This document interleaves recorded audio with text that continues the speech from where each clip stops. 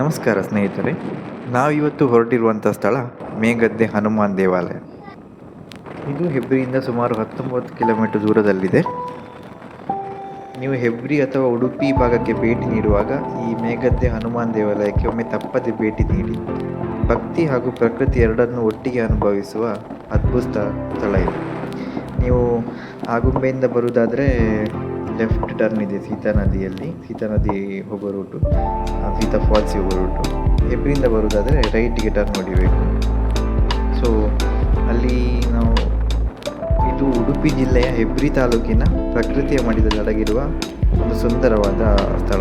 ಇಲ್ಲಿ ಸುತ್ತ ವೆಸ್ಟರ್ನ್ ಘಾಟ್ಗಳಿರುವಂಥದ್ದು. ಇದು ಕೇವಲ ದೇವಸ್ಥಾನ ಅಲ್ಲ, ಇಲ್ಲಿ ಭಕ್ತಿ, ಶಾಂತಿ ಮತ್ತು ಅಚಲ ವಿಶ್ವಾಸವನ್ನು ಅನ್ವಯಿಸುವ ಪವಿತ್ರ ಸ್ಥಳ.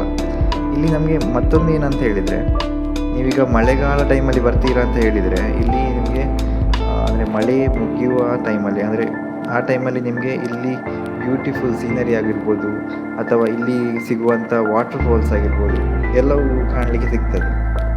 ಅಂದರೆ ನಿಮಗೆ ಈಗ ನೀವು ಬಂದರೆ ನಿಮಗೆ ಆ ವಾಟರ್ ಫಾಲ್ಸ್ ಹರಿದಿರುವಂಥ ಮಾರ್ಕ್ಗಳು ಸಿಗ್ತದೆ. ಮಳೆಗಾಲ ಟೈಮಲ್ಲಿ ಬಂದರೆ ಕ್ಲೀನಾಗಿರುತ್ತೆ. ಇದು ಹನುಮಾನ್ ದೇವಾಲಯ.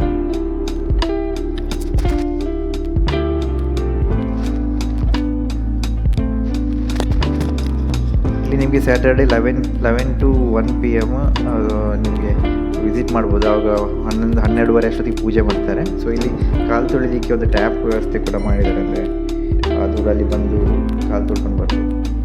ಮತ್ತು ಈ ದೇವಸ್ಥಾನದಲ್ಲಿ ನೆಲೆಸಿರುವ ಹನುಮಂತ ದೇವರು ಭಕ್ತರ ಕಷ್ಟಗಳನ್ನು ದೂರ ಮಾಡುವ ಶಕ್ತಿಶಾಲಿ ದೇವರೆಂದು ನಂಬಲಾಗುತ್ತದೆ. ಸ್ಥಳೀಯರು ಮಾತ್ರವಲ್ಲದೆ ದೂರದ ಊರುಗಳಿಂದಲೂ ಭಕ್ತರು ಇಲ್ಲಿಗೆ ಬಂದು ಮನದ ಆಸೆಗಳನ್ನು ಸಲ್ಲಿಸುತ್ತಾರೆ.